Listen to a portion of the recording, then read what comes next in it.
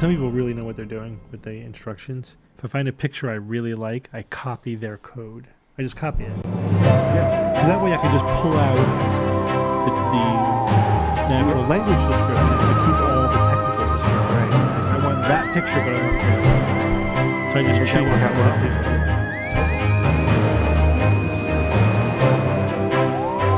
Yeah, but if you copied it and put it in, it wouldn't give the same picture. Not unless they specify a scene.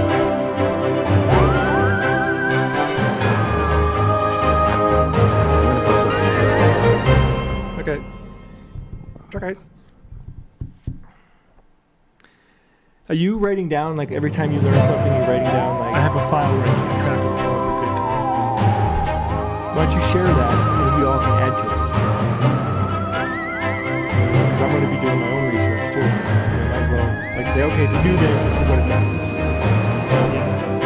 I found out how to, there's lots of things. If you put just the forward slash in, it'll show you a whole bunch of forward slash commands. So I made, because I have a paid subscription, I made mine private, so I can see everybody else's, but they don't see mine, which I like, because I, Why? I don't know. He likes it. Just like my privacy. And then there was a whole bunch of other ones. Yeah, I haven't done anything new. I haven't done porn yet. Let's see if I can do it.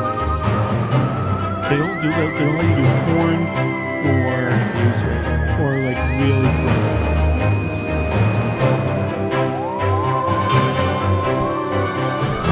But sometimes there's people. Let me know when we're about to. Hello. And We're about to. No, but I want to. Once we're recording, I'm going to do the clacker. So. Okay. The clacker. Clickety clack. Say hi to chat. Hi, chat. You want to clacker Hello. now? Yep. Hey, everyone. Yeah, we know what Mike's ready? muted. Let's do it right now. Ready? And go. Thank you. I don't think our mics are muted. Are they muted? No. Who said that? Oh, they said your mics aren't muted. That's right. Aren't. Yeah, Aren't. they don't want. Yeah, just so we know we don't get in any personal stuff. No, we're fine. You know. Like So so we have 2 people in the chat right now. no, we have a bunch. Arguably the most important people.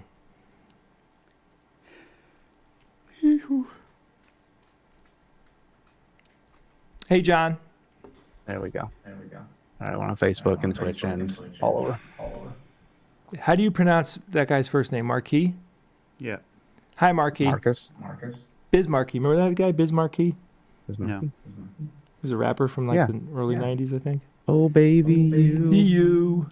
There you go. You got what I need. SGU Mitch, what's up, man? It's a rank. It's a rank. Oh, his name is Adam. It's a pow. It's a...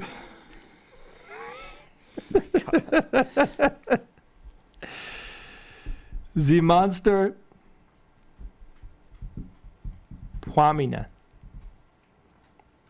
Hail, Rupert. What news of the Riddenbach? Not one, but 3 novellas. Trace Novello. What's the plural of novella? Is it Novelli. Novelli? One Italian, I think it would be. I think the A would change to E. I think. Remember that? Shit. I forget. No, I. What's Yeah, that? maybe. Are you guys ready to do this? You want Yeah, to I'm waiting for you guys. Okay, Ian, you good to go, brother? Yeah. You want to start recording? Do we need this here? No. Okay. You don't like it? I just, like to be pure. What is this, a podcast? I'm not used to having big wires on the table. All right, we're going to get started here. We have a fun episode tonight, guys. 1 episode tonight, but it's probably going to be long. Yeah, it's going to be long. It's going to be almost a double episode. Yeah. For reasons that will become immediately apparent. There is an echo when Ian talks because Ian has an open air speaker over there so we can hear him, but he will not be talking while we are doing the show. Yeah, you get. It's a faint echo. I'm on my God mic. Yeah, we got new mics to see if it improves our audio quality from the lavs. Yeah, and if you guys notice the audio quality increase because of these microphones, please email me at info@theskepticsguide.org and let me know, because we're We want to experimenting. know if it's worth it. Yeah, we want the audio quality to be better, because I had a couple of bad episodes of audio last couple weeks, and this studio is a never-ending money pit. But apparently now we need to do some sound reinforcement in Yeah. the studio. Need to do some sound treatment. Yes. All right. All right, here we go. Clack? I'll clack again. Yeah, just Because clack. I like to clack. Wait, Here we hold go. on, Clack. Let me record. Okay. Don't do that, Bob. Clack. I wasn't going to make Don't. noise. Don't.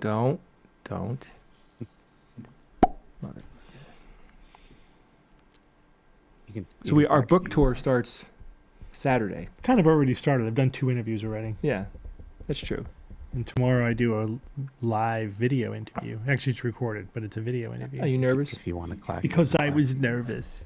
No. The only thing that gets me It's a pain in the ass nervous to drive into New York.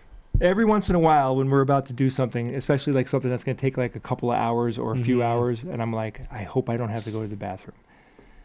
You ever think about that? No. I just don't want to have like a gut wrencher right before we have to go on, You always got to, clear the decks before you go on to any kind of situation. Definitely. Yeah, you do the best that you can, but. Yeah.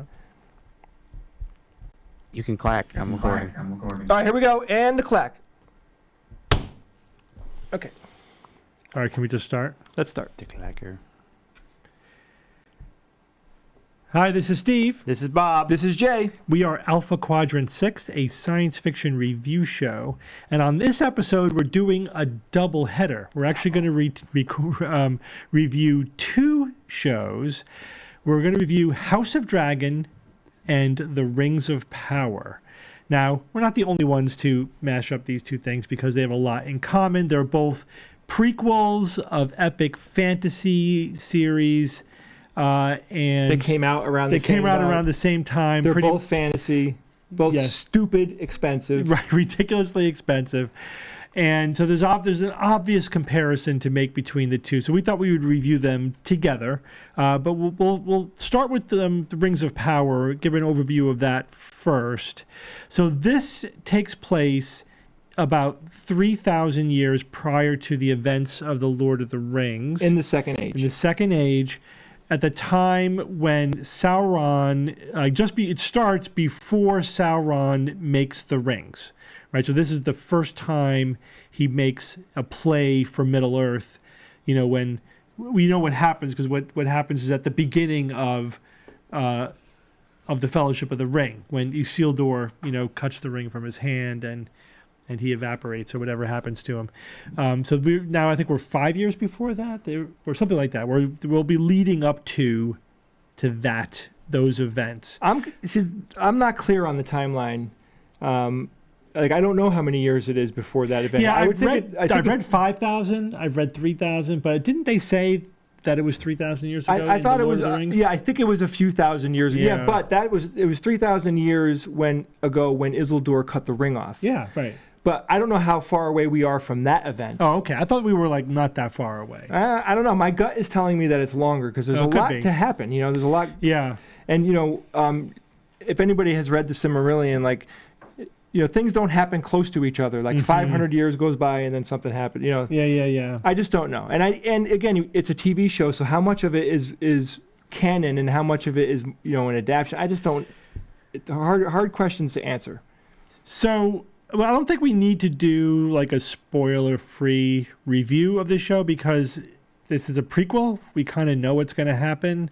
I don't think there's anything really to give away that's happened so far, so we're just going to talk about it in detail.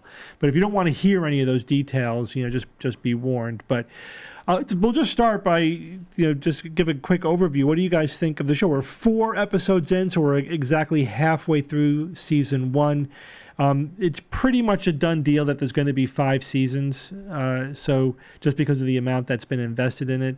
I read $1 billion $1 billion. basically for the license, and the first season was about $1 billion, which is off the hook. Yeah, I think about the that. TV show itself. I read that the TV show cost $750 million.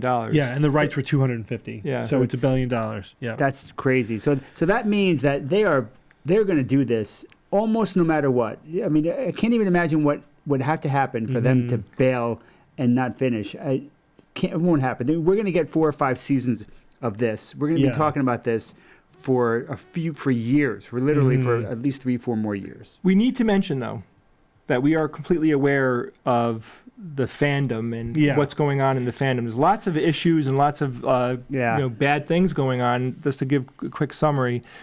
First, the reaction hasn't been that great. A lot of people are very unhappy about the slowness, which, we'll get into the details. I agree. It's slow. It's definitely slow. Yeah, but I personally, I like it. I have bothered me one I have a high tolerance for a slow burn. As long as ramp up.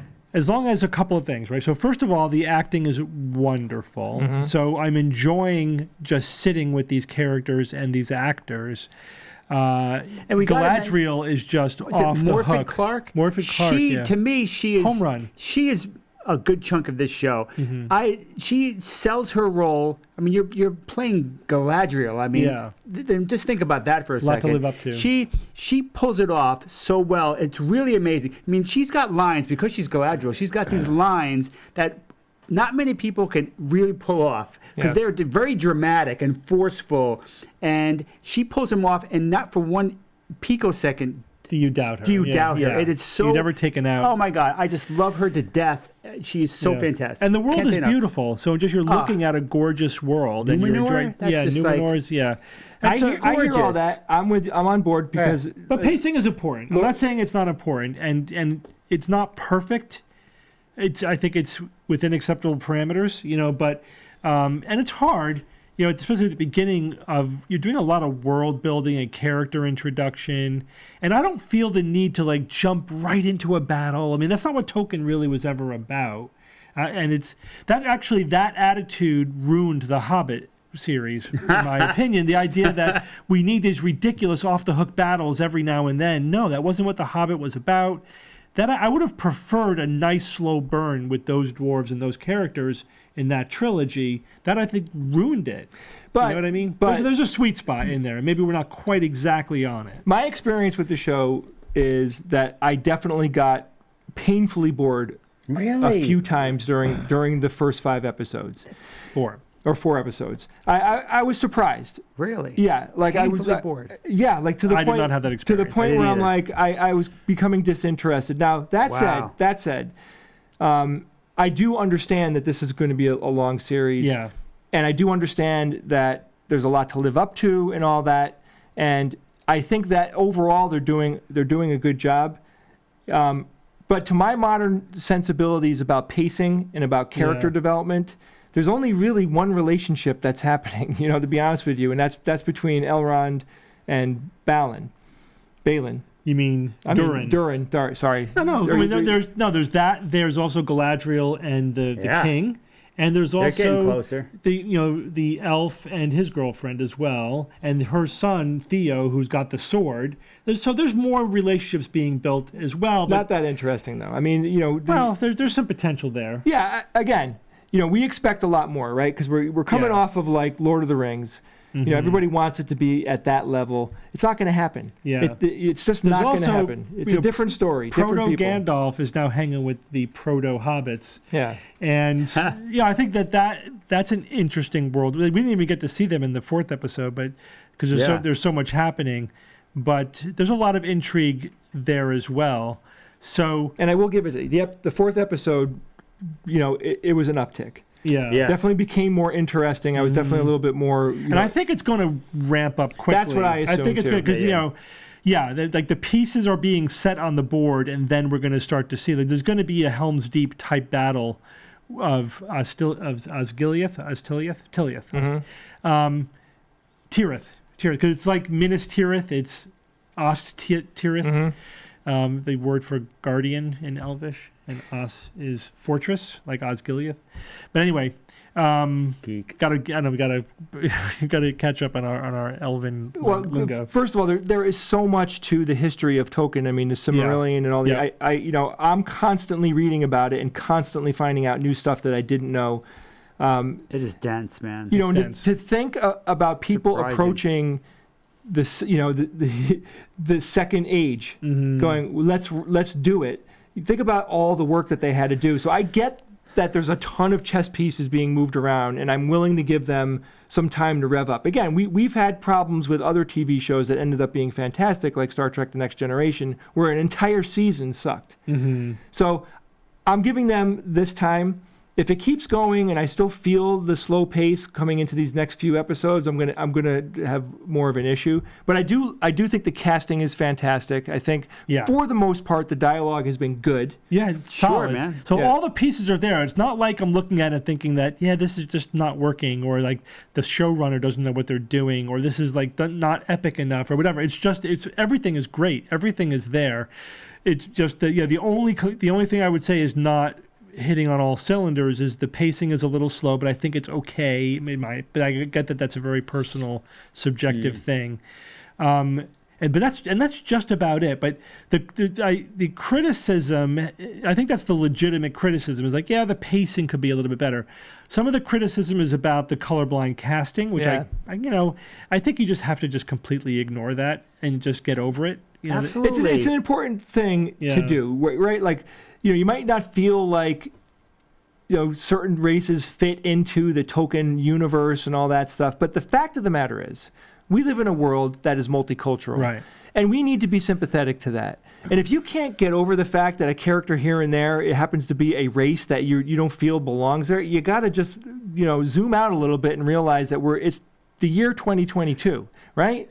Yeah, just take it for what it is. Yeah, it should no reason for that to like take you out or ruin the story for you. Absolutely, and this is, and don't forget that also one of the many reasons this is created and a lot of money has been spent. This is for a worldwide audience. Yeah. They've got to make this appeal to as many people as possible. It's just, and that's just only one of the reasons. More of a business reason, but it's really annoying and frustrating. Like, just get over it. We're dealing with elves and dragons and all sorts of fantastical stuff. But just get over it. Fandom in general has an issue with multi race and there's gender problems as well. Like, typically female actors get grief. Yeah. And God forbid if they're black. If they're black, they get a lot of grief. Yeah. And look at the Ariel thing going on now with Ariel, and because of the actors that they cast. Of course. I mean, we have to, as a society and as a world, we've got to be we have all got to push hard to push back against that bullshit. Yeah, and part of it is that, yes,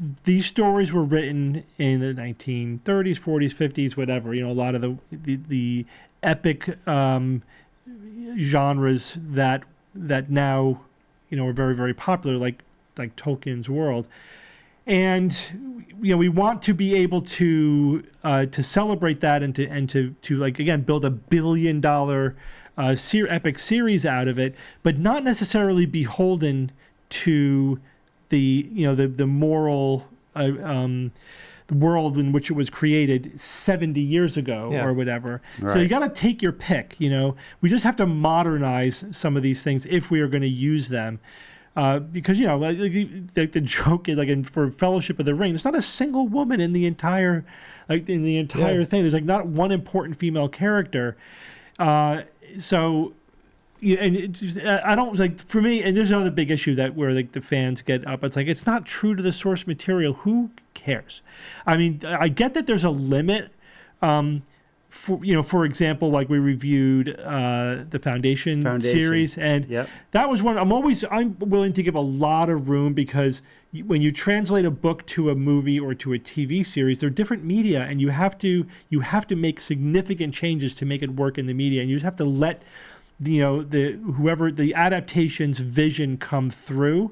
I get that, but you can go too far. I think they went too far with Foundation, in my opinion, and they actually, to the point where they lost some of the elements that made it a great story. Here, I don't think that that's the case. Mm-hmm. I don't think they're not losing anything by making the choices that they have to make in order to make this work as a TV series. You just have to let it go. If you're a purist, you're not going to like anything. Yeah. And that's on you. And I think, seriously, you're just preventing yourself from enjoying what a work is, because you're too obsessed about what it isn't. Yeah. And you're never going to be satisfied. Never. Yeah. And we have friends who are purists in this way, right? Yeah. And they're never happy.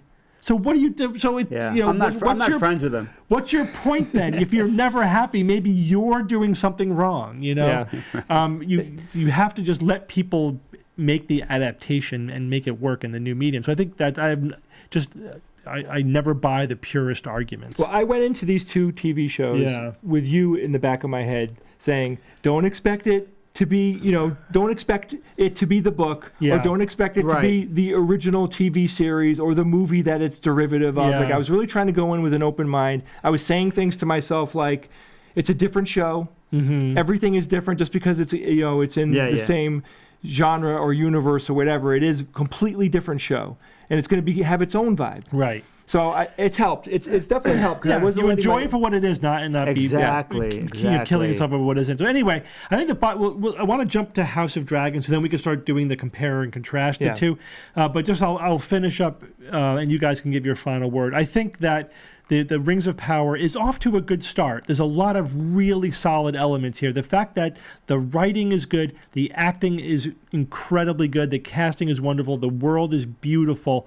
That's enough to sustain the first season, and the story will get there. The pacing and everything, I think we're building. I feel it'll get there. There's enough good qualities to this to give it some time and give it some faith, in my opinion. We'll obviously be coming back with our opinions over the course of these 4 to 5 seasons that they're probably going to do. Any other final words before we take over? There was definitely what I would consider to be, I don't know, a mistake, whatever you want to call it, but like having Galadriel be such a combative badass was very surprising to me. After everything that I've read about Tolkien and all the YouTube videos I've watched and everything that I have absorbed. What did you want her to be, demure? No, not at all. But I didn't expect it. And then I'm like, okay, so let's say that they want to make her a badass. Well, but they made her be like this superhero, right? Like when she's fighting that ice troll in the first episode, all the other elves who are supposed to be these warriors are getting their asses handed to them. They're getting thrown around the room. And then she slides in like some anime superstar and basically kills it and then, stops in a very dramatic pose. Come on. That didn't bother. First of all, wait. If you're a warrior who has 2,000 years of experience, you should be that good. Yeah, but why wouldn't they all be that good then? They should have been. Yeah. They were taken by surprise. I just felt like it was very ham hockey. It was like, I see your point. Her skills were far, far beyond all of the men under her command. Well, that's why she is who she is. Right, exactly. And I was telling Jay when we were talking about this, she's the leader of the the elven armies. She better be kick-ass if she is basically leading the armies. But I get what you're saying. Understood, and it has nothing to do with the fact that she's a woman at all. It's just the way that they do it. Like it isn't that dramatic to have someone, shrug off what could have been a very interesting combat. Like that could have been a cool. That's a fair point.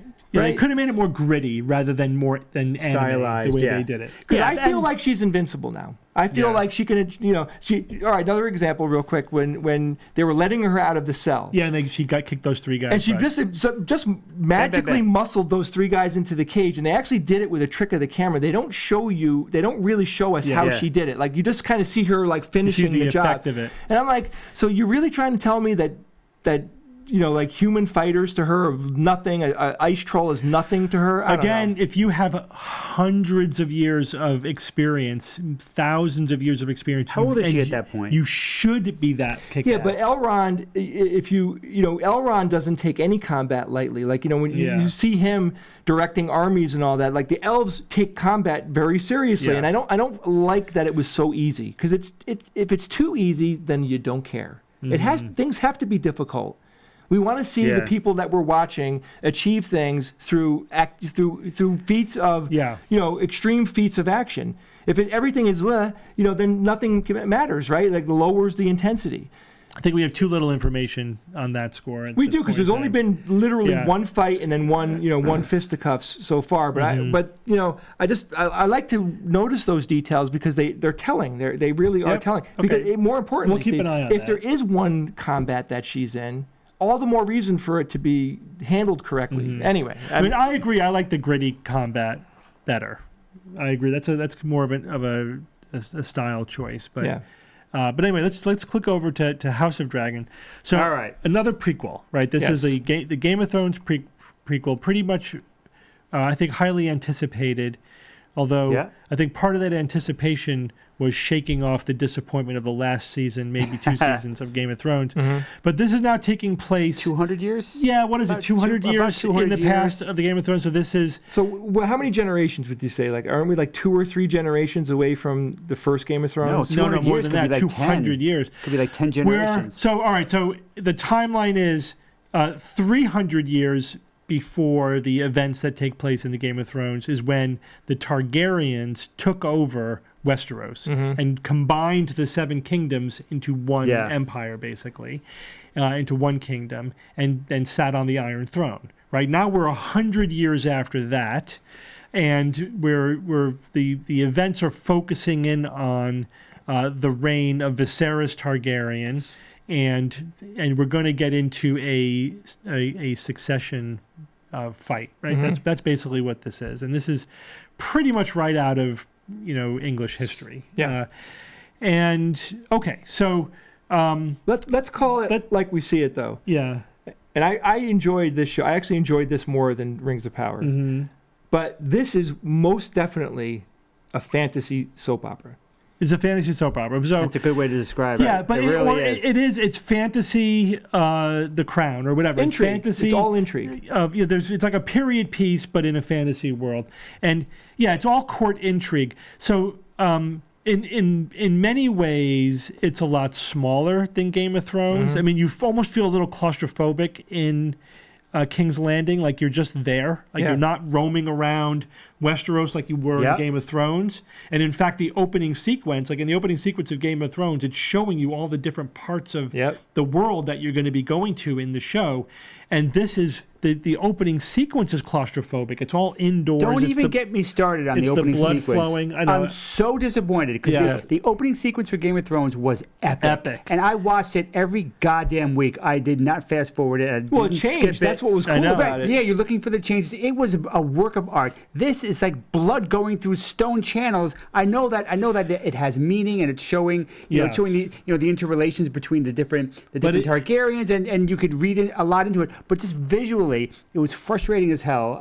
I was so disappointed. And then they didn't even make it distinctive by creating specifically new theme music. They reused the Game of Thrones music, which is beautiful, but I think they should have struck out and had a theme that's itself and not reminiscent of well, they want you to have that same feeling when you hear the music when you did when you were watching Game of Thrones, which I'm okay with. But the visuals opening sequence is disappointment. I agree with that. How could they let that go? And I think it's emblematic of the series so far. But I'm getting used to the idea that Game of Thrones kind of always had these 2 levels where you had the political side where it's all the political fights among the families and who's going to be on the Iron Throne, and then you had sort of the epic magic is coming back into the world, the dragons are here, the White Walkers are going to take over, big things are happening. And now the House of the Dragon, it's just the political intrigue. The epic stuff is all gone. They tried to make a reference to it as if that sort of fixes the problem, but it really doesn't. It's like, Viserys tells Rhaenyra that we know that something bad is coming and we have to keep the continuity so that we could be ready. Of course, we know the continuity breaks right before, the White Walkers attack. And so they ultimately fail. But it's okay. All right. It doesn't really fix the problem. But I will give you... But once you get oriented, it's like, okay, this is just about the politics. It's fine. Let me give you a counterpoint. Again, another very difficult follow-up, right? We're coming off of an amazing TV show, arguably one of the best, if not the best, right? They picked a time that is kind of narrow. Like they could do whatever they want. Let's throw that out there. It doesn't have to be narrow, but they're saying like, let's talk about what happened to these people and like the change of power that occurs during this time frame. And I like the time frame. It's cool, and it is very interesting characters that we heard about in the first series. Like some of these names are familiar to us. So I don't disagree with the time frame that they picked. But I think that they missed an opportunity to make it a little bit more exciting and to take it away and give you the other side. Give us a little bit more epic feel to it, because we are still in the same world. And it is a time when there is even more magic than we ever saw in the first Game of Thrones, right? I mean, that's important. I've not seen any magic. That's what I'm saying. That's the other thing. Besides the damn intro, it's like, wait, Jay, you described this as a fantasy soap opera. Okay, I'm not seeing any fantasy.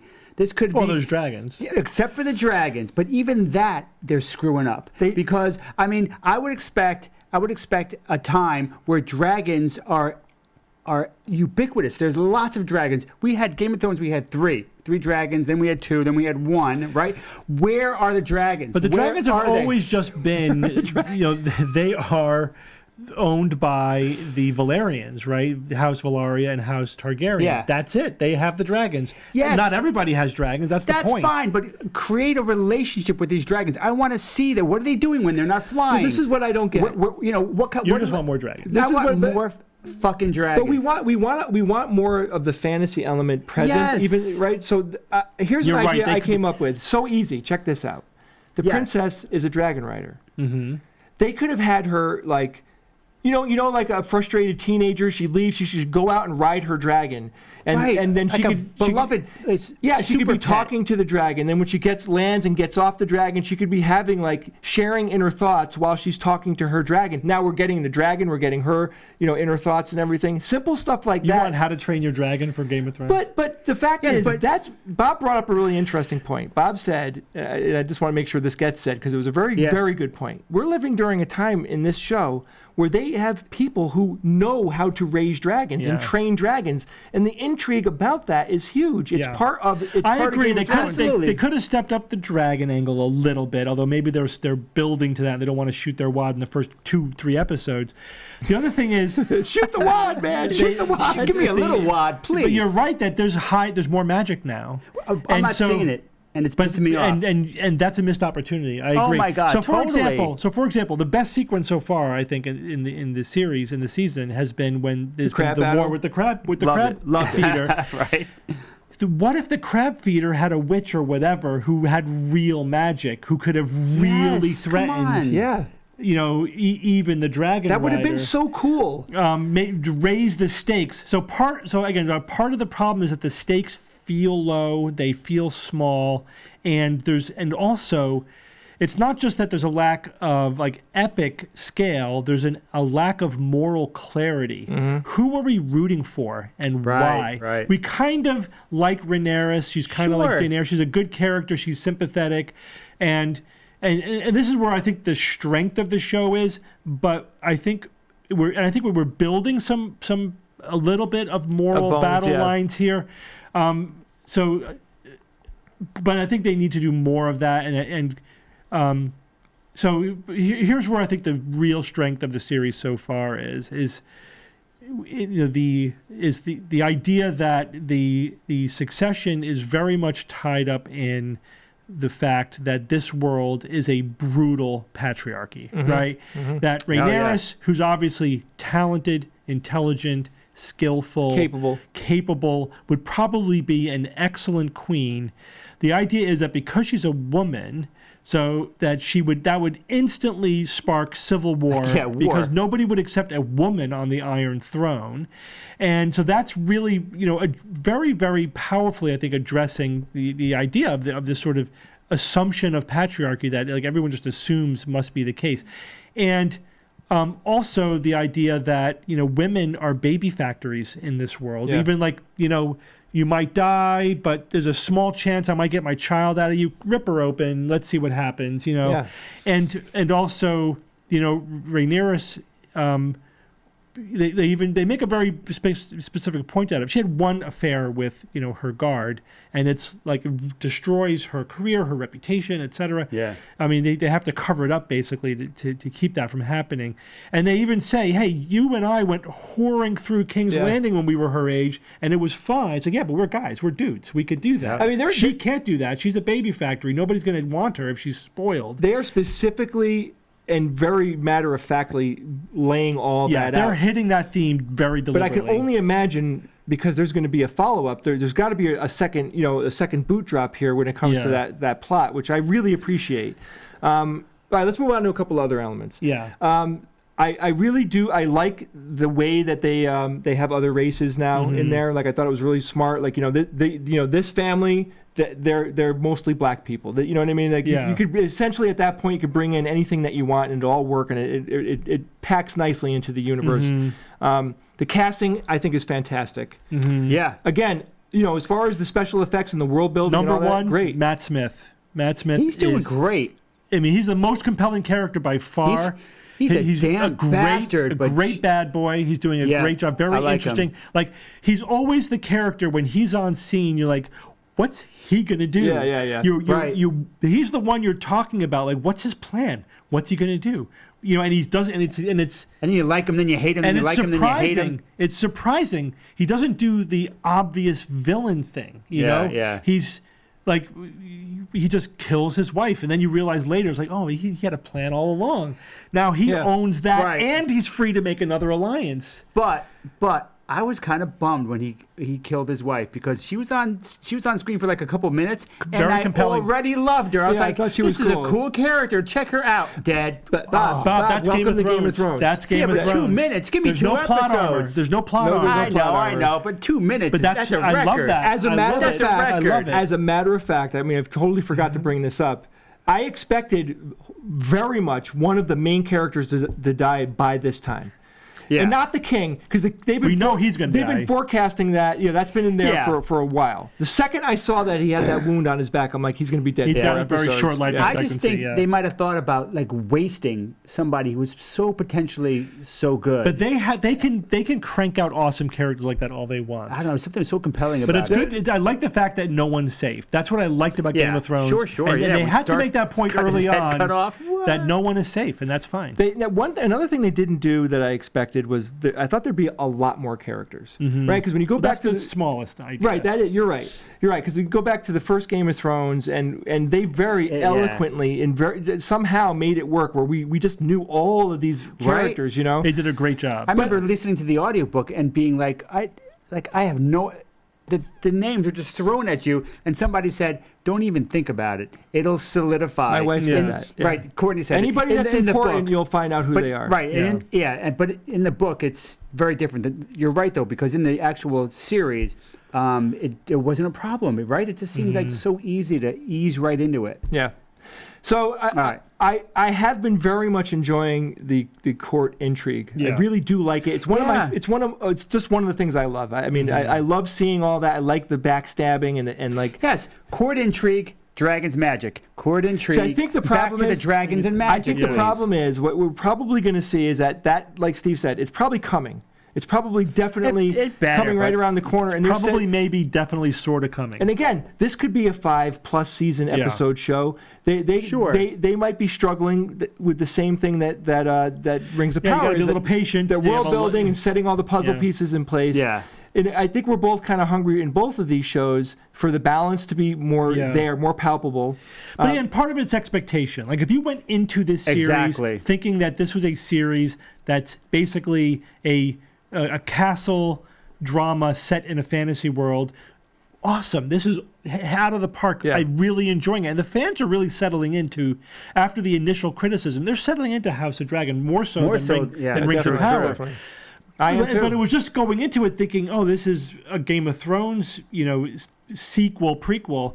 Then you have a different expectations and you get disappointed at first. But once you settle into, okay, this is, the floor is the courtroom intrigue, and anything beyond that is sort of icing on the cake. It's actually a really great series, and just, again, you just have to get over the fact that it's not. There's no White Walkers coming in here, right? And we know that there isn't going to be an existential threat because that's in the future. That's in the future. The Empire is going to be around for another couple of 100 years, so. We kind of knew that we had to set our sights lower in terms of the scope, and it would really have been masterful to weave in some other kind of plot line. It's still there. It's still possible. I know, but it's still possible. I don't know. This is where like a brilliant writer UFOs could have. given you like something that could have played itself out where we didn't know what the outcome was going to be, and it had massive implications, and then just wasn't mentioned. Wasn't mentioned because whatever, they dodged a bullet. They dodged some really bad bullet in such a way that you don't even need to talk about it 200 years from now. I would imagine that has to happen. They have to have some brilliant stroke of writing in order to have this be a series. But that we don't can know what last it is years. yet. Right now, it's just a palace drama. It's just who's going to take over when Viserys dies, which I think he just did in the last episode. Yeah, that was pretty much it. Or he was bleeding out of his nose, or at the he's wedding, on his deathbed, or whatever. Yeah. Is it going to be his brother? Is it going to be his cousin? Is it going to be his son? Is it going to be his daughter? Is his brother going to marry the niece? You know what I mean? No. So there's a lot of moving parts. There's a lot of possibilities, and I assume this is the point at which total chaos ensues for a period of time until it settles down again. It's a hell of a wedding, worthy of the Red Wedding, man. I was like, damn, what's happening? Not quite, but nothing's going to touch that. Let me ask you guys a couple of clarifying details, because my wife has been gone for the last 2 weeks working, and I've been alone. And she's usually explaiing all this to you. Well, no, we talk. We talk. No, she's totally into this series. So I know she's a Game of Thrones expert. So, first question is why did the prince kill the guy that he killed at the celebration? Why did he kill that guy? How'd that fight start? The guard? No, he didn't kill the guard. The guard killed the paramour. Oh, I'm sorry. You're right. It's the guard. It's the guard killed the paramour because the paramour basically came to him and said, "Hey, we're both going to be having affairs with the king and queen. We're going to watch each other's backs." Right, and so why would that guy kill him? Because he knew it was wrong. Put him over the edge. It put him over the edge. No, you're not going to be the king's lover. I'm not going to be the queen's lover. I'm going to kill you right now, and then they're going to execute me. He fully expected to be executed, and in fact, he was going to kill himself. Yeah, that was his plan. It's like, nope, we're not doing this. I'm going to kill you, then I'm going to kill myself. I was confused when it happened because that character. That's all that character's a paladin. I know he's lawful good. lawful good. So and he broke his oath. He broke celibate, and he was hoping that he could run away with the princess and at least then become fully fully above board. She dashed that, and she dashed those hopes, and so he was totally miserable. And then that was the last straw. That guy coming over to him, he never should have gone over to him. All right, I think they could have sold that a little bit better. I know. You just missed it. I missed it because that totally derives from the Kingsguard character, from Kristen's character, and makes perfect sense. And that's another. It was a good moment because when he did that, I'm like, which way is he going to go here? Is he going to think, okay, maybe I'll settle into this and it's okay? And then when he attacks and kills that guy, you're like, yeah, that makes more sense. That's what he would have done. So so they don't arrest him, and the family. The other family. Who did he kill? He killed nobody. Well, wait, but still, this was a celebration between these two families. Like someone getting murdered at the beginning of this wedding celebration. I didn't feel like the next steps happened. It just felt like they skipped right to, oddly, the wedding. Well, I think they figured at that point, why? But that was so weird. Now we're just watching them get married. I'm like, what? Why? Wait, they said they're getting married after the tournament. There's nothing like a murder at your wedding. At your the blood is still on the floor. I know. But why did they get married right then? Because I think they felt the need to just do it so that nothing would disrupt it. It's a political marriage. It's a political marriage. They didn't want anything to get in the way. They just want, let's just get this out of the way so nothing can prevent it from happening. All right, I guess my TV/movie sensibilities expected someone to go, we better do that. Just have It was implied. It was implied. It was implied. You don't need to spell everything out. It was implied, and I think it was fine. And it's okay for a moment for you to think, why are they doing this? Okay, oh yeah, I guess that makes sense. That's fine. I don't think everything needs to be explained to us and spelled out. I know that's a style difference. I'm very linear that way. It was fine. I thought it was fine. I'm like, yeah, of course they're doing that. Yeah, it all you can make sense out of it after the fact. Now, the queen goes to Kristen when he's about to kill himself and is like, no, I have use for you. Oh, yeah, I'm not done with you yet. Yeah, I'm not. And so that's interesting, too. That was very interesting. And again, the relationship between the queen, Queen Alicent, and Rhaenyra is very interesting because, of course, it flip-flops when Alicent becomes your queen. And they're two strong women who have two very different approaches to how to survive in this male-dominated world. When the ex-hand tells his daughter, Yeah. Don't you see what's going to happen That here? was- And he yeah. explains That was to her, powerful, man. she has to kill your son. my grandson, and you're going to have to basically beg for your life. When he said that, I was like, damn. Yeah. That he dropped that hammer on her, which a couple of That things. was- One, I guess he did have the king's best interest in mind. Mm-hmm. You know, But he also had his own best he interest did. in mind. Yes. He wove himself into the story. If he had the king's best interest in mind, he would not have put his daughter into his bed, because he created the conflict that he is now saying is You're the totally problem. right. But he was that was self-serving, and the king was right to ditch him. Totally right to Absolutely. ditch him. He was serving He was compromised. Hightower's ends, not the king's ends, and he created that situation. But you're right, and that agree. was one of the best moments so far in the series. Absolutely. Because it says, here are the stakes. They're much higher than you thought they were. And it's much more of a problem than you thought it was. And it creates that conflict between Alicent and Rhaenyra, and it's wonderful. Yep, That was awesome. a really great moment. And so Alicent is a play-by-the-rules, go-along, character. She's trying to do the right thing. She's a good character, but she's like, I have to work within these rules, but to make good things happen. Where Rhaenyra is like, screw these rules, screw that. I'm the heir to the throne. I could do what I want. Yep. And she is, throwing that in the face of the men who want to put her under, their thumb. Yeah, but and we will see how those two approaches play Yeah. out. Exactly. I And mean, her wonderful. position is awesome. Yeah. Because she is anti-establishment Yes. at this point. She's like, no, she has a dual nature now. She is, I am the throne. Yeah. That was the statement that she made. Yeah, on the boat. And she's also basically like, I'm going to do whatever I want. Yeah. I'm going to be deceptive and do what I want. I thought it was a great compromise that she made to marry somebody, to unite these two powerful families. Yeah. Which was kind of critical. The only two families that own dragons. Exactly. Yeah. But then to also be like, but we're still going to do our own thing. You're going to have the goose, and I'm going to have the Yeah. chicken. Had that whatever gander. that metaphor but, she was using. But she doesn't have Tyrion's ability to manipulate Tyrion. people, because she needed to, in the evil sense, right? Because the manipulation. She Tyrion. misjudged Kristen's She character. had no clue who she was talking Yeah. to. She didn't realize that guy was a paladin. Yeah, she misjudged him. And I think that's probably why she was in love with him. But she didn't realize what that meant, because she's young. Yeah. And I think that's good. It's interesting to have a character who is, savvy in her own way, powerful, competent, but young and inexperienced. Yeah. And we're kind of seeing the that Yeah, fails her and at certain she'll points. hopefully She come can into her only own. go Yeah. so far at this point. And there's reasons we know, if you even look at just the cast, that there's going to be a jump forward in time, probably mid-season, and we're going to see a more mature version of these characters. They better not change the actress that's playing her, man. They I better don't think not. Alcock. I don't think they're going to change. She her to the is- princess. I don't think they Amazing. do, but they do change the actress who Alicent. plays Alicent. There's two people who are cast as Alicent. So all right, let's go head to head now. Yes. And I think we're All going to right. have a fun conversation, because I think we're actually not on the same page here.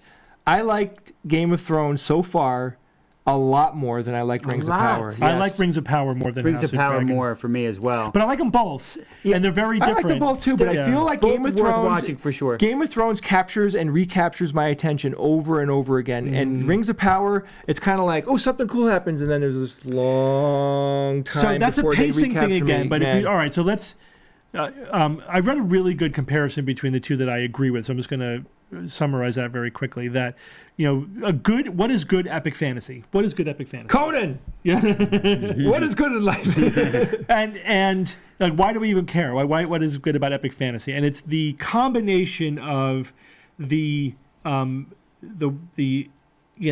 magical, god level, high level stakes, existential civilization type of plot lines, but seen from the view of individual people we care about, right? So we are there with Frodo trying to save the world from Sauron. Right. The two things are happening we can revel in that relationship between Frodo and Sam, a very, very close, small relationship, but set in this epic struggle of survival. Two little cogs. Right, and both Lord of the Rings and Game of Thrones had both of those elements intertwined masterfully, and that's why they were both epic, successful movies and TV series. So now we go to the prequels. The House of Dragon has the close relationship intrigue, but loses the epic level fantasy.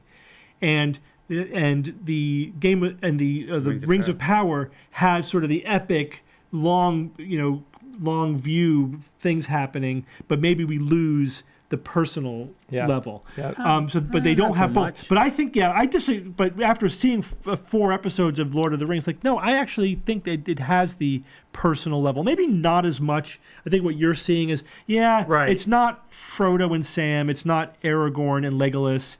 We're not there yet, but it's better than I thought, having read that review, and I think that we may get there. I think I do agree that the balance isn't quite there. We needed to spend a little bit more time with certain characters, really investing in them and really investing in certain relationships. And both shows better make their fixes quick. There's a very short time horizon. It's already done. The episodes are already there. We just got to see what they ended up doing. I'm sure. I mean, now we're going into the end of the first season. It's going to be ramped up one way or the other. I mean, I think in both are going to be ramping up to end the season, and then they may have a time to course correct before the second seasons of these 2 series, and hopefully take all of the feedback and criticism to heart. Because that, again, we've said many times on this show, we're spoiled as hell. Because we have so much good content out there. We have been living through almost a golden age of great movies, of Platinum great TV. Age. There's been so much great stuff out there. The writing, and even outside the realm of speculative fiction, even just shows like Breaking Bad, the writing is so good. The pacing, everything, that anything less than perfection, and we are like, don't waste my time with it, we are so spoiled, and it's okay. I guess it's okay to be spoiled. I mean, our standards they made our standards high. You did this to me. Yeah, they made their own problem. Hey man, we're a nuanced audience. They've made a fan base that has really high standards, and if you don't hit that pacing perfect right out of the gate, you get not a negative feedback. That's just the reality now of this kind of billion-dollar epic TV series. Can we talk about that real quick? Yeah, do it. This what you just said, like the idea that the scripts were written, then they have software now where they storyboard them inside of software where they can actually see what the final thing is going to look like even before the cameras are taken out of boxes, right? With previs, right?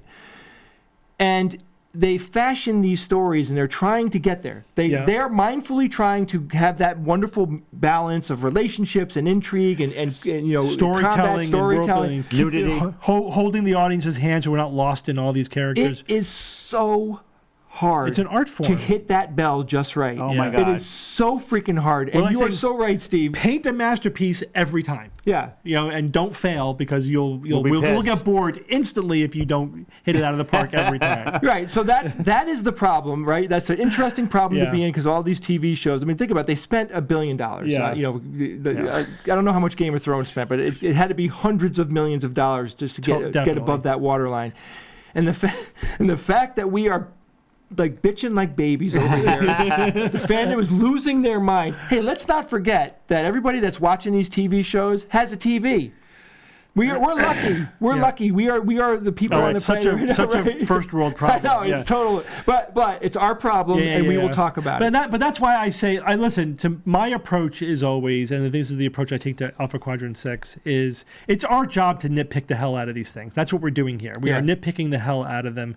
And that's geekdom. I think that's a core feature of geekdom, is that we nitpick the crap out of them. We will talk about the tiniest little thing. Out of the stuff that we love. Yeah. But don't forget to love it too, right? Don't forget to enjoy it. When you're sitting there and maybe the pacing of Lord of the Rings is a little slower than perfection, just enjoy the gorgeous backgrounds that they are feeding us. Just the costuming, enjoy the Numenor. Is a work of art. I want to go there. Yeah, I mean, totally. It is gorgeous. Galadriel's acting is just scrumptious. Just enjoy it. Don't worry. You just relax. Just relax and enjoy the ride. And don't let the nitpicking stuff interfere with your ability to enjoy the fabulous stuff, because you're just robbing yourself. You're just robbing yourself. Almost every frame of Rings of Power could be a wonderful painting. Yeah. That's mind-blowing. Again, but I say this almost every episode. Stories are about relationships. Stories is everything. It's relationships. Yeah. We need to have stakes. They don't have to be world-ending stakes, but there has to be stakes, and we need to have have to care. relationships. Medium we have rare to care. stakes. Yeah. I think that both of these shows can get there, and I am riveted to see where they go. Totally. For both of them, I think, yes, they're both awesome in my opinion. Watch They're 'em. both watchable. I'm Absolutely. enjoying, I'm anxious every week to see the next episode of each series. I'm enjoying all the positive aspects of it. I'm noticing all the things that are less than perfect, Yep. but I'm not letting it ruin it for me. And also, give it time. I'm fairly confident. And again, we'll come back, in subsequent seasons. And if I'm wrong, I'm wrong. If I'm right, I'm right. I think that there's enough of a foundation for each of these series to build on, and they'll be fine. Definitely. They'll hit their stride. Yeah, I'm not too worried. I'm not worried. I'm not worried. I trust them. They didn't crash and burn. No, they did not crash and burn. If any major thing like horrible casting or true really bad den end writing, we're like, what the hell were they thinking? Yeah, Like none right. of that has None of that's happened. going on. It's Yeah. more like the window has been opened and we just don't know which way the wind is going to blow yet, right? Yeah. So I'm with you, Steve. Let's talk about this at the end of both of these seasons. We could do a quickie on where we'll come where back. they We'll do a landed. follow up at the end of season 1, and probably, hopefully, every season for a few more years. So guys, thank you so much for watching this episode. We've been talking about these two shows since before they came out. We're so happy that we got a chance to review them. Hey, if you enjoy the show, why don't you join us? Why don't you go to alphaquadrant6.com. We have a Patreon. This show is turned into a podcast as well. So every episode has its own episode as a podcast. Jay, I've heard that resistance is futile. It is. It is. You must I've heard join us. One of the podcasts that I listen to, it opens with "Build me an army worthy of Mordor," and every time it says that, I get excited. I love that. So cool. So please do, if you really enjoy the show, become a patron of ours. Patreon.com/Alpha Quadrant and the number 6. And guys, we'll see you all next week. Bam. And we're done. How were the microphones, Ian? Minutes. I think everything sounded good. Chat, how did it Cool. sound? Guys, chat. Any feedback on the quality of the audio this time? Here, look, I also have this pop-up thing now. Oh, great. That's awesome, man. Thanks. Thank you guys for listening. I say, yeah, this was great. You made some good points that I didn't think about. That's why we're here. Sound was great. Audio Okay, good. seemed fine to me. Awesome. Thank you, guys. All right, we'll see you next week. Anybody listening, don't forget that we have the 6-hour live stream on Saturday, 12 noon Eastern time 2 to days 6 from p.m. now. It's going to be Yeah. epic. It's going to be epic. Join us. See you next time. Take care, everybody. Have a great night. Bye-bye. Think you, Ian. Thanks, Ian. Yes, Here's your no thanks, problem. Jay, seriously, we need to come up with a schedule. We're going to come up with a schedule.